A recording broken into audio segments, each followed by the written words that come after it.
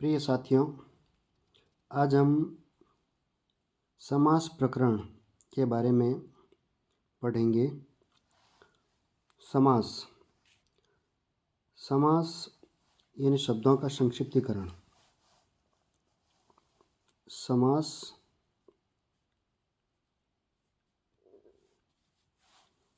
का शाब्दिक अर्थ होता है संक्षिप्तीकरण या संक्षेप। समास का शाब्दिक अर्थ क्या होता है? संक्षेप, अर्थात शब्दों का संक्षिप्तीकरण ही समास कहलाता है। समास शब्द की व्युत्पत्ति इस प्रकार से होती है। इसमें सम उपसर्ग है,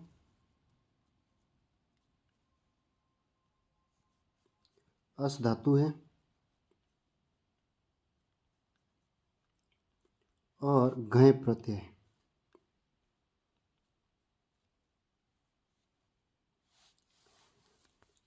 और संक्षेप में सम उपसर्ग है, क्षिप धातु है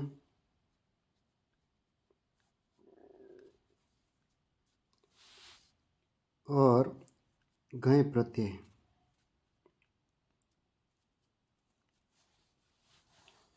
सम उपसर्ग पूर्वक अस धातो घय प्रत्यये कृते सति समास शब्द निष्पद्यते, यस्य अर्थ अस्ति संक्षेप। अर्थात सम उपसर्ग पूर्वक अस धातु से घय प्रत्यय होने पर समास शब्द की व्युत्पत्ति होती है, जिसका अर्थ होता है संक्षिप्तीकरण। अर्थात शब्दों का संक्षिप्तीकरण ही समास कहलाता है। सम अस धातु असु क्षेपणे, अर्थात यहाँ पर अस धातु है ना, वो क्षेपण अर्थ में है। अस धातु क्षेपण अर्थ में है और घय प्रत्यय इति समासः सम क्षिप धातु और घय प्रत्यय से संक्षेप बना है। समास की संस्कृत में परिभाषा है समसनम समासः। समसनम समासः अर्थात अनेक पदानाम एक पदी करणम एक पदी भवनम वा समास उच्यते। अर्थात यत्र अनेकानि पदानि मिलित्वा एक पदम जायते स समास उच्यते। जहाँ अनेक पद मिलकर एक पद हो जाते हैं वह समास कहलाता है। सामान्य रूपेण संक्षिप्तीकरणस्य माध्यम वा एव समासः भवति। अर्थात शब्दों का संक्षिप्तीकरण ही समास कहलाता है। समास, स यानी संक्षिप्तीकरण, मा यानी माध्यम एव, सह यानी समास। अर्थात संक्षिप्तीकरणस्य माध्यम एव समास कथ्यते। यथा उदाहरण देखिए, माता च पिता च। माता च पिता च, ये बहुत सारे शब्द हैं। माता और पिता और च, इनका एक रूप पितृ बनता है, तो ये समास हो गया। इन सब शब्दों का एक पद होना समास कहलाता है। राज्ञः पुरुषः राजपुरुषः। दश आननानि यस्य सः दशाननः। मक्षिकाणाम् अभावः निर्मक्षिकम्। उपर्युक्त उदाहरणेषु अनेक पदानि मिलित्वा एव एक पदम जायते, अतः अत्र समास एव अस्ति। इसलिए यहाँ पर क्या है? समास है। यद्यपि समासे कृते सति पदानाम अर्थे किम अपि परिवर्तनम न भवति। यद्यपि समास होने पर पदों के अर्थ में किसी भी प्रकार का परिवर्तन नहीं होता है, तथापि यानी फिर भी प्रायः विभक्ति लोप तो भवति एव। प्रायः विभक्तियों का लोप हो ही जाता है। विभक्ति लोपे कृते अपि, विभक्ति का लोप होने पर भी तस्य अर्थ तु प्रतीयते, उसका अर्थ तो प्रतीत होता है। उक्तम च, और कहा गया है। कि विभक्ति लुप्यते यत्र, जहाँ विभक्ति का लोप हो जाता है, यत्र यानी जहाँ, विभक्ति लुप्यते यानी विभक्ति लुप्त हो जाती है, तद अर्थस्तु प्रतीयते, उसका अर्थ तो प्रतीत होता है।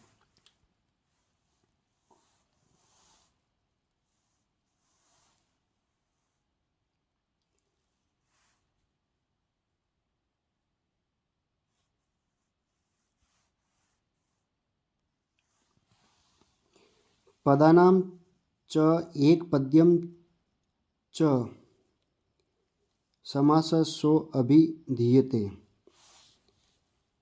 अर्थात पदानाम यानी पदों का एक पद्यम यानी एक पद हो जाना, समास सह अभिधीयते, स समास अभिधीयते यानी वह समास के नाम से जाना जाता है, अथवा या पदानाम लुप्यते यत्र, जहाँ पदों का लुप्त हो जाना होता है, प्रायः स्वस्वविभक्तयः यानी अपनी अपनी विभक्तियों के माध्यम से, पुनः एक पदी भाव फिर से एक पदी हो जाना, समास उच्यते, वह समास कहलाता है, उसे समास कहते हैं। अर्थात यत्र पदानां विभक्ते लोपः भवति तथा च तेषां पदानाम् एकपदीकरणं भवति तत्र समासः भवति, जहाँ पर अर्थात यत्र पदानां विभक्ते लोपः भवति, जहाँ पदों की विभक्ति का लोप होता है, तथा च और तेषां पदानाम और उन पदों का एक पदीकरणम एक पद हो जाना, भवति यानी होता है, तत्र समास भवति, वहाँ पर समास होता है।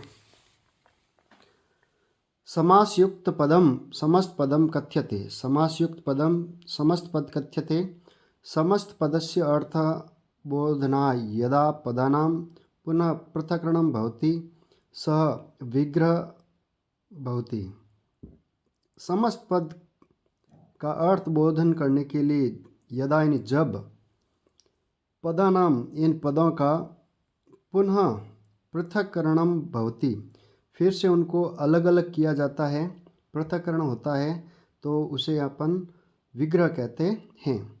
अर्थात समास के अंदर दो पद होते हैं, पद के आधार पे दो पद होते हैं, एक तो समस्त पद, एक तो समस्त पद। समस्त पद ही समास होता है, समस्त पद ये हो गया समास, और दूसरा होता है विग्रह पद।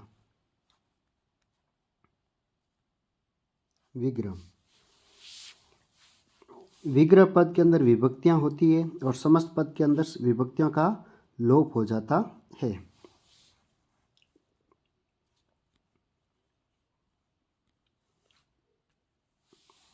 आगे देखिए, यथा जैसे माता च पिता च, ये तो है विग्रह, और पितरौ ये समस्त पद हो गया, पितरौ ये हो गया समस्त पद, माता च पिता च ये विग्रह हो गया। अब देखिए समास के भेद। समास के मुख्य रूप से संस्कृत में 5 भेद बताए गए हैं। समास के मुख्य रूप से कितने भेद बताए गए हैं? 5 भेद बताए गए हैं।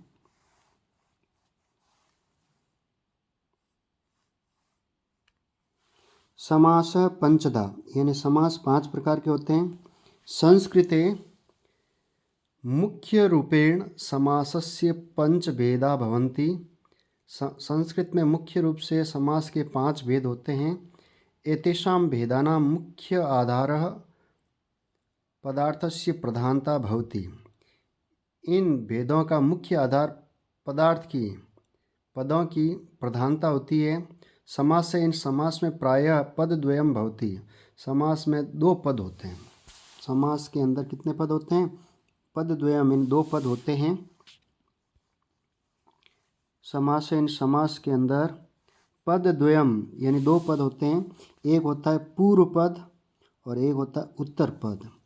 पूर्व पद, एक होता है पूर्व पद और बाद वाले पद को उत्तर पद कहते हैं। पूर्व पद और उत्तर पद। उत्तर पद को अपन पर पद भी कह सकते हैं, बाद वाला पद भी कह सकते हैं, और पूर्व पद को अपन प्रथम पद कह सकते हैं। पूर्व पद, प्रथम पद, आदि पद भी कह सकते हैं, ऐसे करके।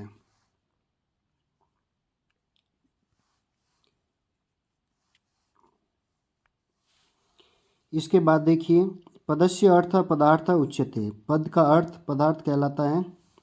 पदार्थस्य प्राधान्येन एव समासस्य संज्ञा भवति।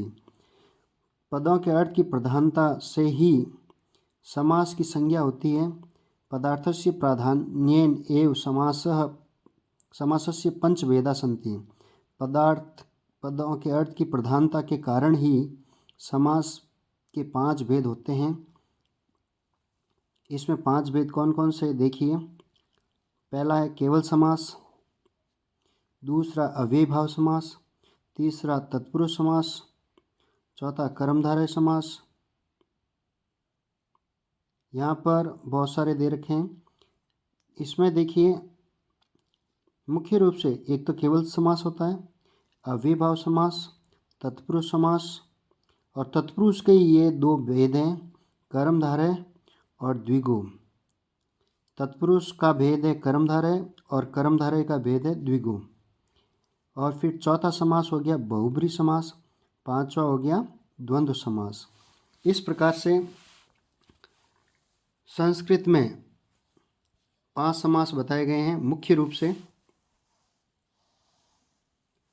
पुनः देखिए, पहला समास हो गया केवल समास,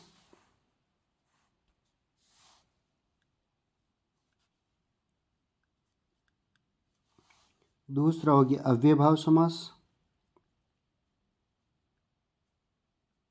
अव्ययीभाव समास, तीसरा हो गया तत्पुरुष समास,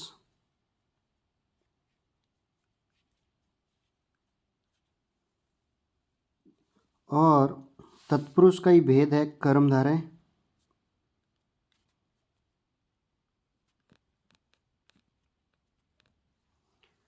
और कर्मधारय का भेद है पुनः द्विगु।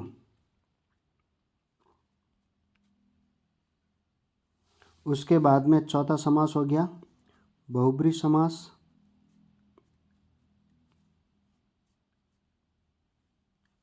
फिर पांचवा हो गया द्वंद्व समास।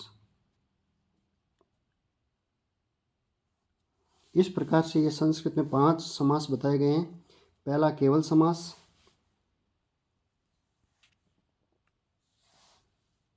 दूसरा अव्ययीभाव समास, तीसरा तत्पुरुष समास, तत्पुरुष का ही भेद है कर्मधारय और कर्मधारय का ही भेद है द्विगु। फिर चौथा है बहुब्री समास और पांचवा है द्वंद्व समास। इस प्रकार से ये 5 समास होते हैं। अब देखिए इनके सूत्र, मुख्य सूत्र। केवल समास का सूत्र है विशेष संज्ञा विनिर्मुक्तः केवल समास, और अव्ययीभाव का सूत्र है प्रायेण पूर्व पदार्थ प्रधानः, यानी अव्ययीभाव समास के अंदर प्रायः पूर्व पद की प्रधानता होती है।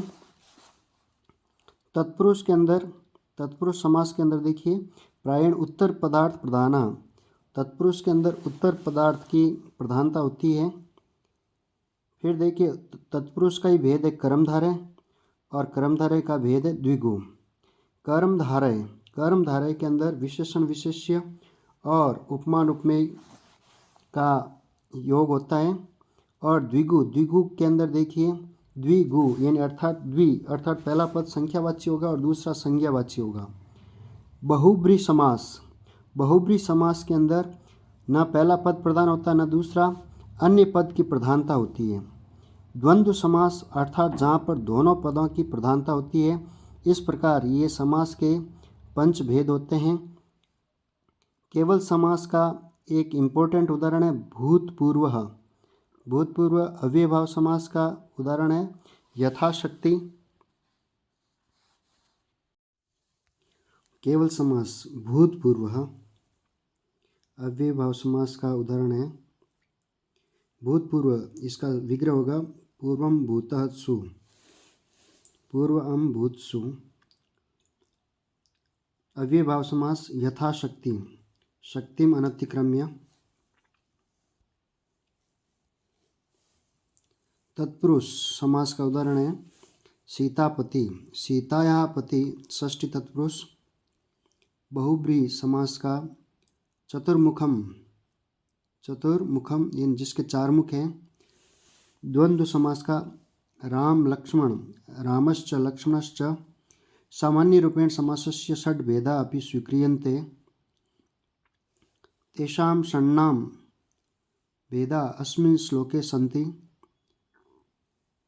द्वन्द्वो अहं द्विगुः अपि च मद्गेहे नित्यम् अव्ययभावः तत्पुरुष कर्मधारय येन अहम श्याम बहुब्रीहि। अब देखिए सबसे पहले अपन लेते हैं केवल समास। केवल समास के बारे में देखिए,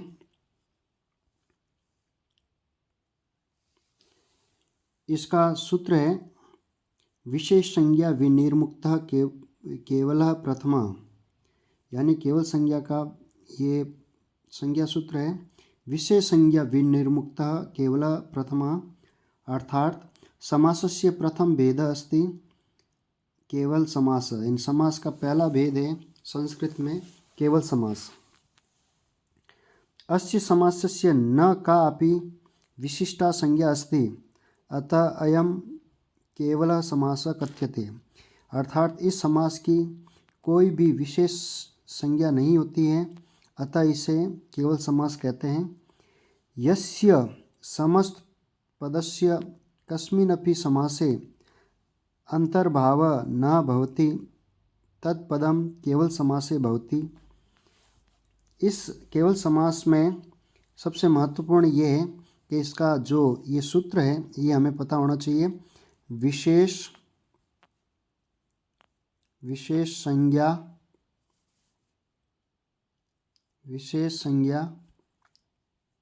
विनिर्मुक्तः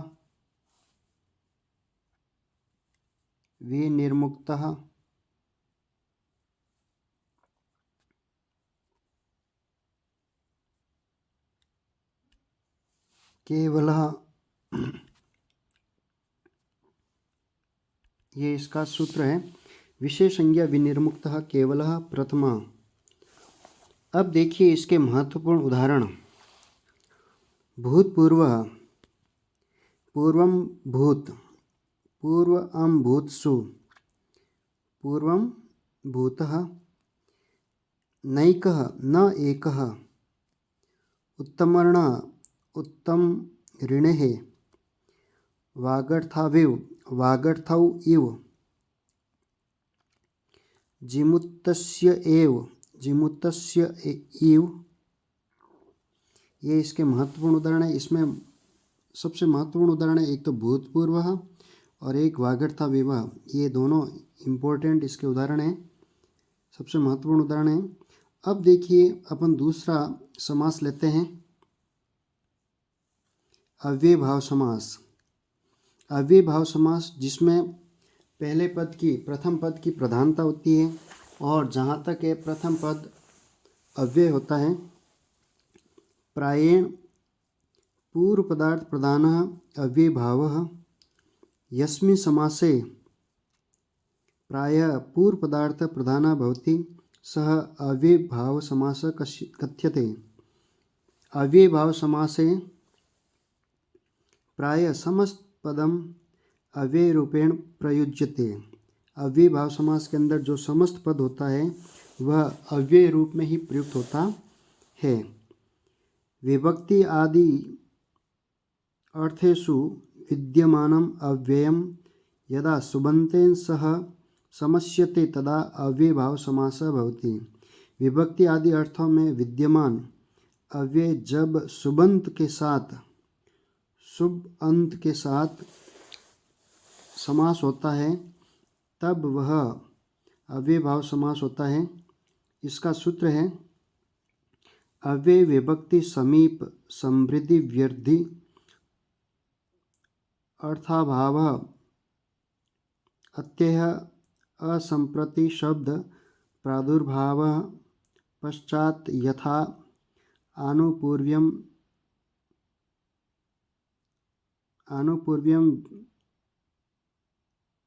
योगपद्य सादृश्य संपत्ति साकल्यांत वचनेषु निम्नलिखित विभक्ति आदि अर्थों में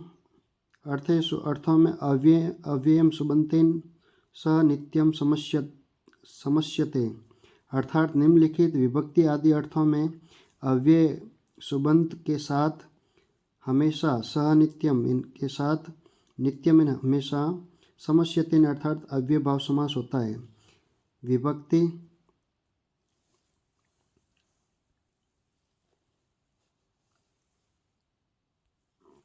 फिर देखिए समीप अर्थ में, समृद्धि के अर्थ में, वृद्धि यानी रिद्धि का अभाव अर्थात अवनति, अर्थाभाव अभाव, अत्यय अर्थात नाश, असंप्रति अनुचित, शब्द प्रादुर्भाव प्रकाश या प्रसिद्धि अर्थ में, पश्चात पीछे, यथा के चारों अर्थों में, यथा के चार अर्थ बताए गए हैं अव्ययभाव समास के अनुसार।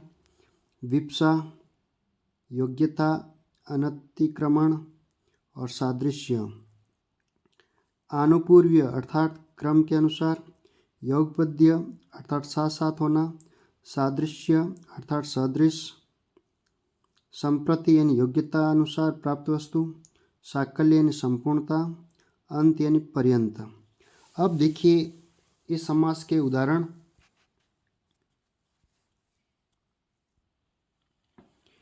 अव्ययभाव समास के उदाहरण हरौ इति इसका समस्त पद बनेगा अधिहरि विभक्ति अर्थ में। कृष्णस्य समीपम उपकृष्णम या उपकृष्णे समीप अर्थे। मद्राणाम समृद्धि अर्थात सुमद्रम।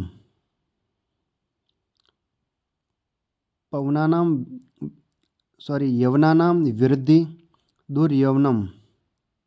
मक्षिकाणाम अभाव निर्मक्षिकम। हिमस्य अत्ययः अतिहिमम। निद्रा संप्रति न युज्यते अति निद्रम असंप्रति के अर्थ में। हरि शब्दस्य प्रकाश इति हरि शब्द प्रादुर्भाव के रूप में। विष्णु पश्चात अनुविष्णु पश्चात अर्थ में। अनुरूपम रूपस्य योग्यम योग्यता अर्थ में। यथा अर्थ है प्रतिदिनम दिनम प्रति। विप्सा यथा अर्थ है यथाशक्ति शक्तिम अनतिक्रम्य अर्थात पदार्थ अनतिवृत्ति। यथा अर्थ में स हरि हरे सादृश्यम सादृश्य यथा अर्थ है।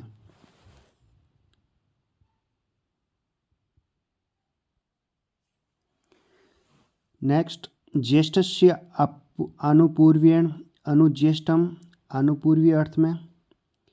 चक्रेण युगपत् सचक्रम योग पद्यार्थ है। सख्या सदृश ससखी सादृश्य अर्थ है। क्षत्राणाम संपत्ति सक्षत्रम संपत्ति अर्थ है। तृणम अपि अपरित्यज्य सतृणम साकल्य अर्थ है। अग्नि ग्रंथ पर्यंतम साग्नि ये अंतार्थ है। अन्य उदाहरण देखिए अव्ययभाव समास के। अनुरथम रथस्य पश्चात। उपवनम वनस्य समीपम। प्रत्येकम एकम एकम प्रति। यथा कालम कालम अनतिक्रम्य। यथा क्रमम क्रमम अनतिक्रम्य। आसमुद्रम आसमुद्रात्। अध्यात्मनम अध्यात्म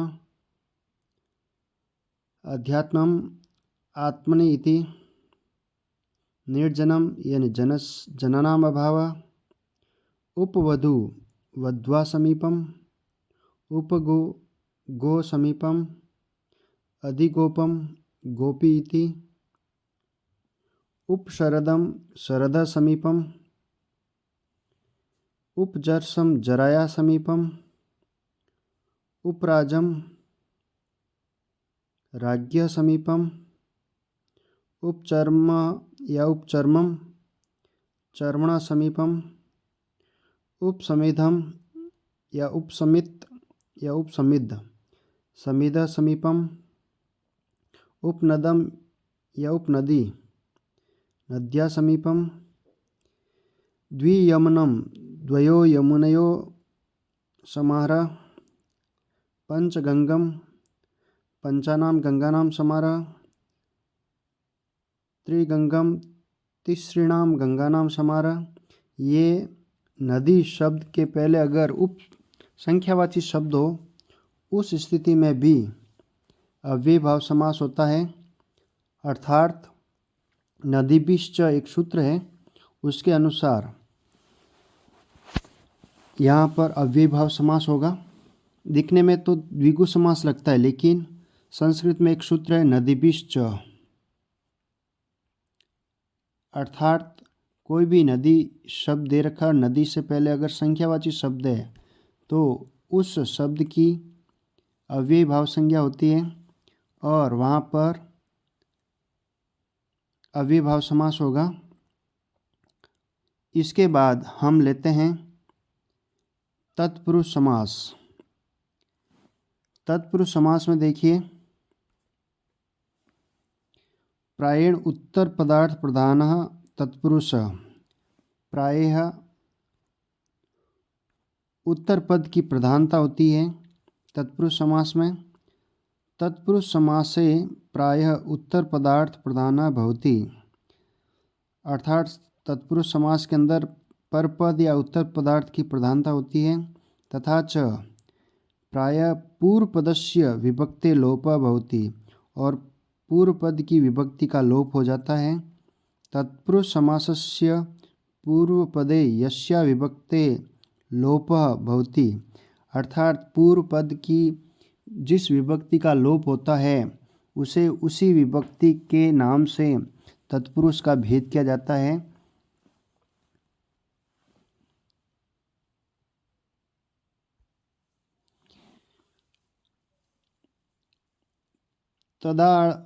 भवति तदा आधारेण एव समासस्य नाम भवति, यथा राज्ञः पुरुषः राजपुरुषः। जैसे उदाहरण है राजपुरुषः, राज्ञः पुरुषः, राज्ञः पुरुषः।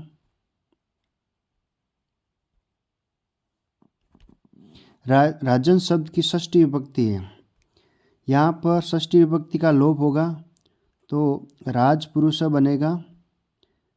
तो यहाँ पर षष्ठी तत्पुरुष है, यहाँ पर षष्ठी तत्पुरुष समास के नाम से यह समास कहलाएगा।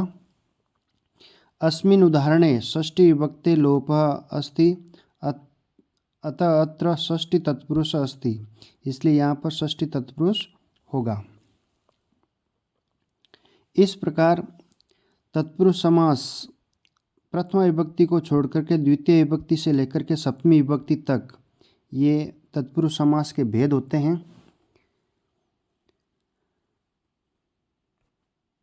अब देखिए द्वितीय तत्पुरुष समास। नगरम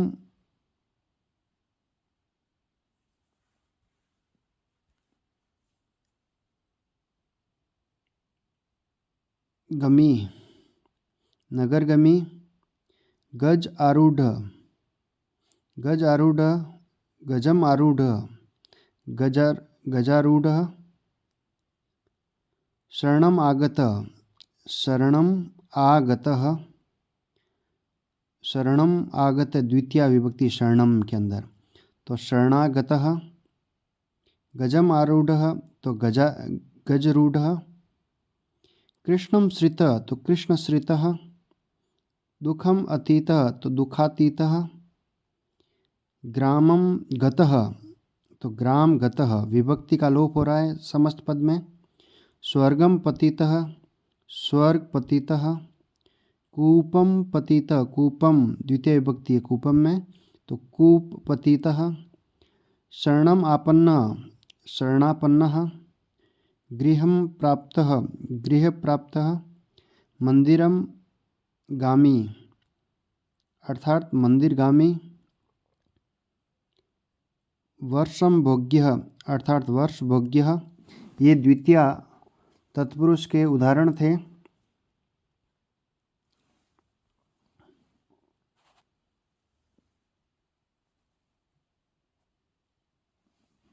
अब हम तृतीय तत्पुरुष के बारे में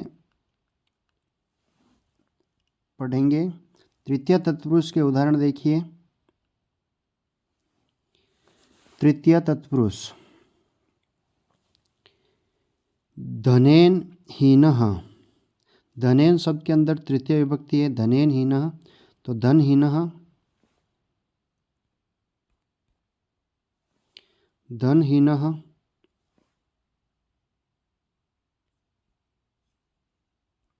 धनेन हीनः अर्थात धनहीनः। यहाँ पर धनेन हीनः, धनेन हीनः।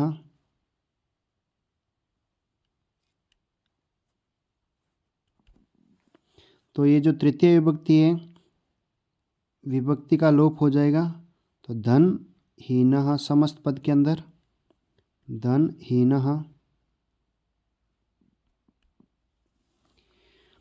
फिर देखिए गुरुणा सदृशम, गुरुणा सदृशः, ये यहाँ विसर्ग होगा। गुरु सदृशः। नखई भिन्नः, नख की तृतीय विभक्ति नखई, नखई भिन्नः। जिस प्रकार राम शब्द की तृतीय बहुवचन रामई होता है, उसी प्रकार नखई, नखई भिन्नः यानी नख से अलग किया हुआ, नाखूनों से अलग किया हुआ, तो नख भिन्नः। हरिणात्रात, हरित्रात, ये बहुत ही इम्पोर्टेंट उदाहरण है। हरित्रात, हरिणात्रातः, हरि के द्वारा रक्षा किया हुआ। भासेन रचितः अर्थात भास रचितः। कालिदासेन प्रणीतः, कालिदास प्रणीतः। हस्तेन लिखितम, हस्तलिखितम। स्वर्णेन निर्मितम, स्वर्ण निर्मितम। वाचाकलः, वाचाकल मूल शब्द इसके अंदर वाक, वाक्कलः।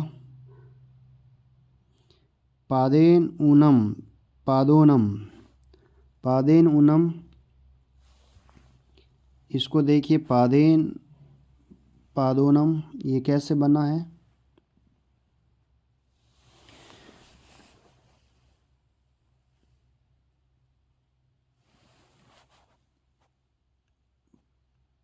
पादेन ऊनम,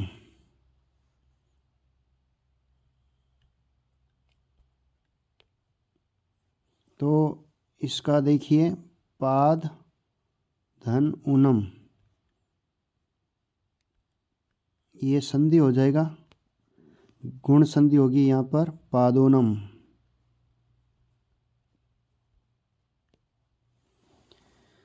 पादेन ऊनम, पादोनम। गुरुणा दत्तः, गुरुदत्तः। विद्याहीनः तो विद्याहीनः। इस प्रकार से ये तृतीय तत्पुरुष के उदाहरण हुए।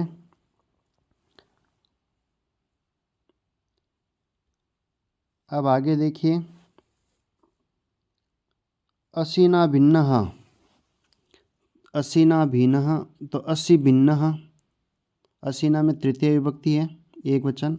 मासेन अवरः, मासेन अवरः, इसमें मूल शब्द मास हो जाएगा, मास धन अवरः, तो मासावरः। मासेन अवरः तो मासावरः, तो इस प्रकार से मासावरः बना। पित्रातुल्यः, तो मूल पद इसके अंदर पितृ शब्द होता है, तो पितृतुल्य। ये तृतीय विभक्ति तृतीय तत्पुरुष के उदाहरण थे। अब हम चतुर्थी तत्पुरुष समास के उदाहरण पढ़ेंगे। गो सुखम, पहले ये समस्त पद दे रखे हैं। गो सुखम, गोभ्यः सुखम या गवे सुखम, बहुवचन गोभ्य सुखम, और अगर एक वचन में कह रहे हैं तो गवे सुखम। यूप दारू, यूपाय दारू, ये भी बहुत महत्वपूर्ण उदाहरण है। यूप दारू, यूप दारू, यूपाय दारू, यज्ञ स्तंभ के लिए लकड़ी दान करना। धन कामना, धनाय कामना। गो हितम, गोभ्य हितम या गवे हितम। बल कामना, बलाय कामना। विप्रदानम, विप्राय दानम। कुंडल हिरण्यम, कुंडलेभ्य हिरण्यम। यज्ञ काष्ठम, यज्ञाय काष्ठम। भोजनशाला, भोजनाय शाला। काक बलि, काकेभ्य बलि या काकाय बलि।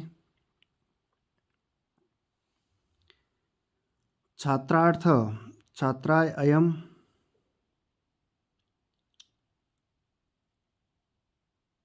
छात्रार्था, छात्राय इयम।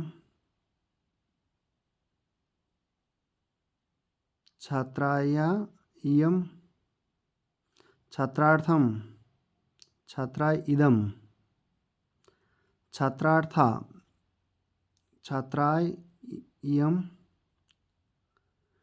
पंचमी विभक्ति तत्पुरुष। अब देखिए पंचमी विभक्ति में चोर भयम, चौरात भयम।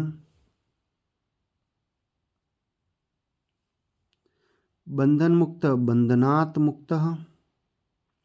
आकाश पतित, आकाशात् पतितः। अश्व पतित, अश्वात् पतितः। वृक्ष पतित, वृक्षात् पतितः। ये चोर भयम बहुत ही इंपॉर्टेंट उदाहरण है। वृक्ष पतितः, वृक्षात् पतितः। पथ भ्रष्ट, पथ भ्रष्टः, तो पथात् भ्रष्टः। पदच्युत, पदाच्युतः। चोर रक्षित, चौरात रक्षित। रक्ष धातु और भी धातु, इन दोनों के अर्थ में पंचमी विभक्ति होती है। चक्र मुक्त, चक्रात् मुक्तः। सुखोपतः, सुखात् अपेतः। व्याघ्रत्रातः, व्याघ्रात् तातः त्रातः। धर्म प्रमादः, धर्मात् प्रमादः, धर्मात् प्रमादः। इसका एक और अच्छा उदाहरण है ये हरित्रातः, ये भी बहुत इम्पोर्टेंट उदाहरण है। हरित्रातः, हरित्रातः, ये तृतीय तत्पुरुष के अंदर आता है। हरिणा त्रातः।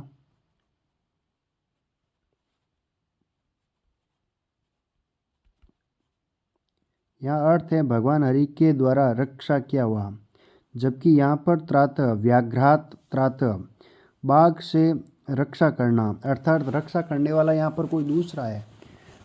बाघ से रक्षा करना अर्थात बाघ से दूर हो जाना। पंचमी विभक्ति अपादान, दूर होने के अर्थ में।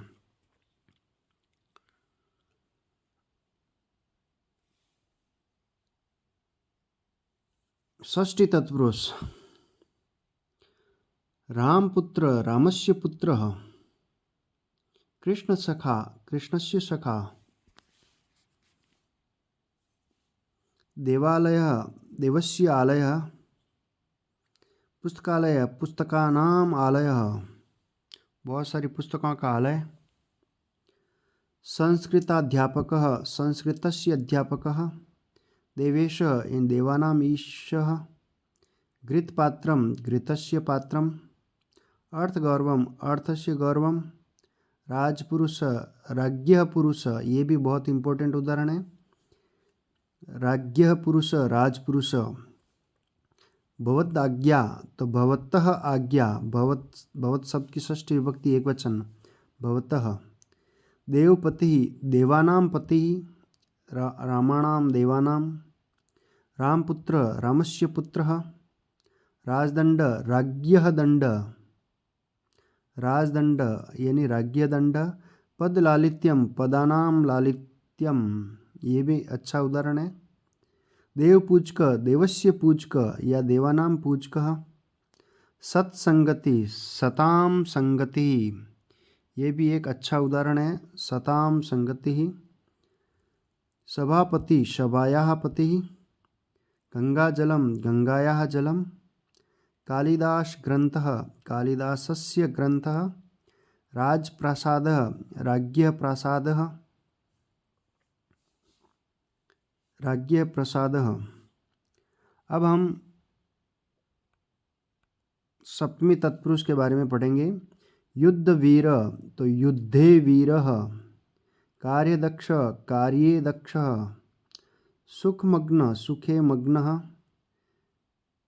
पितृस्नेह पितरी स्नेह, पिता शब्द की सप्तमी एक वचन पितरी मातरी पितरी।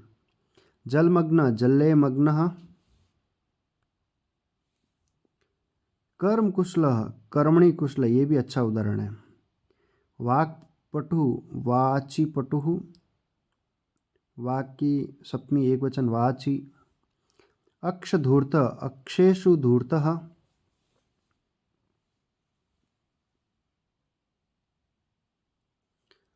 अक्ष सौंडः अक्षेषु सौंडः।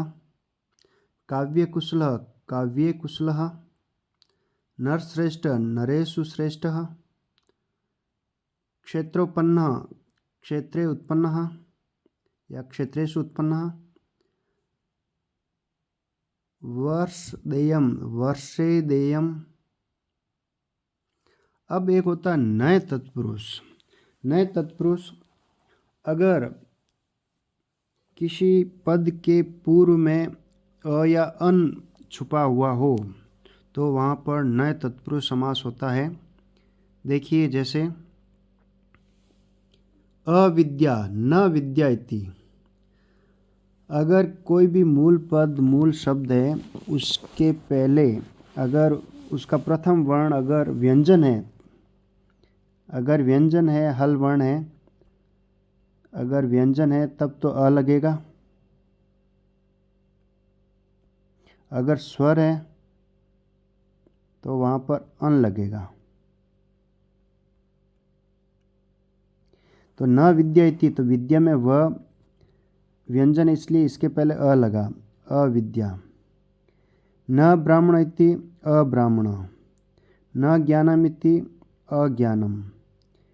न शांति इति अशांति।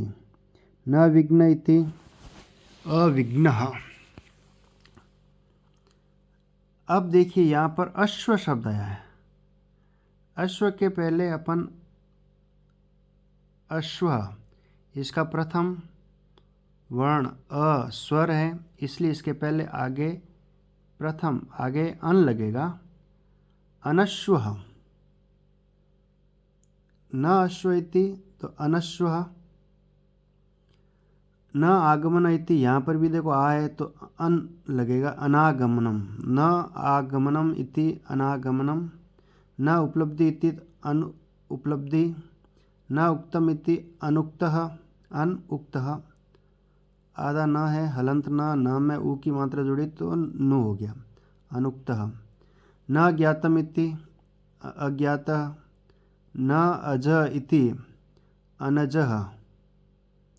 न इच्छा इति अनिच्छा। न आदर इति अनादरः। न सत्यम इति असत्यम। न सत इति असत। न ईश्वर इति अनीश्वरः। प्रादि तत्पुरुष प्रादि तत्पुरुष। अब देखिए प्रादि तत्पुरुष प्र आदि उपसर्ग अगर पूर्व में हो तो इसका सबसे इम्पोर्टेंट उदाहरण है प्राचार्यः।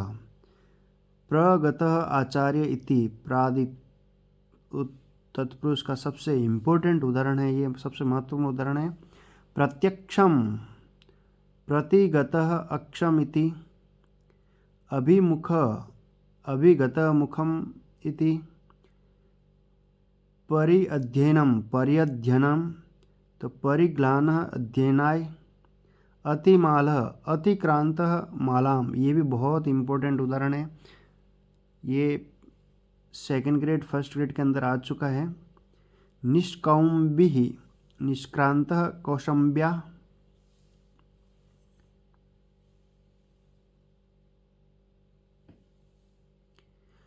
इसके बाद में देखिए अलुक तत्पुरुष समास। अलुक तत्पुरुष समास, वाचो युक्ति तो वाचः युक्ति, अल्पान मुक्तः अल्पात् मुक्तः, स्तोकान मुक्तः स्तोकात् मुक्तः, युधिष्ठिरः युधि स्थिर, यानी युद्ध शब्द, युद्ध में जो स्थिर है उसको युधिष्ठिर कहते हैं, तो युधि स्थिर। परस्मै पदम, युधि धन स्थिर युधिष्ठिर, इसका हिंदी में संस्कृत संधि भी यही होता, संधि विच्छेद, युधि धन स्थिर तो युधिष्ठिर बनता है, लेकिन यहाँ पर अलुक तत्पुरुष समास है। अब देखिए परस्मै पदम, परस्मै पदम, आत्मनेपदम तो आत्मनेपदम, जनुषांधः जनुषा अंधः, वाचस्पति वाचः पतिः, दुरादागतः दुरात् आगतः, अंतेवासी तो अंते वसति, अंतिकात् आगत अंतिकात् आगतः। अब इसके बाद में अपन उपपद तत्पुरुष समास के उदाहरण देखते हैं। कुंभकार कुंभम करोति इति, कुंभम करोति इति कुंभकारः, वंशवन्दः वंशवन्दः, वंशम वदति इति वंशवदः, प्रियं वद प्रियं वदति इति धनदः धनम ददाति इति, ये बहुत ही इम्पोर्टेंट उदाहरण है। धनदः धनम ददाति इति, ये उपपद तत्पुरुष का सबसे इम्पोर्टेंट उदाहरण है, सबसे महत्वपूर्ण उदाहरण है।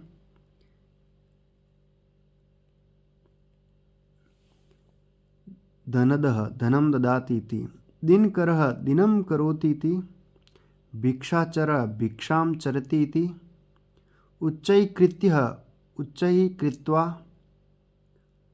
नमस्कृत्यः नमः कृत्वा, नानाकृत्यः नाना कृत्वा। इस प्रकार हमने केवल समास,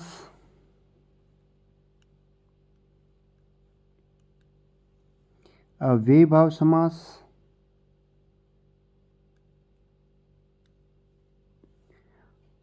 और तत्पुरुष समास के बारे में अध्ययन किया। अगले वीडियो में हम कर्मधारय समास का अध्ययन करेंगे।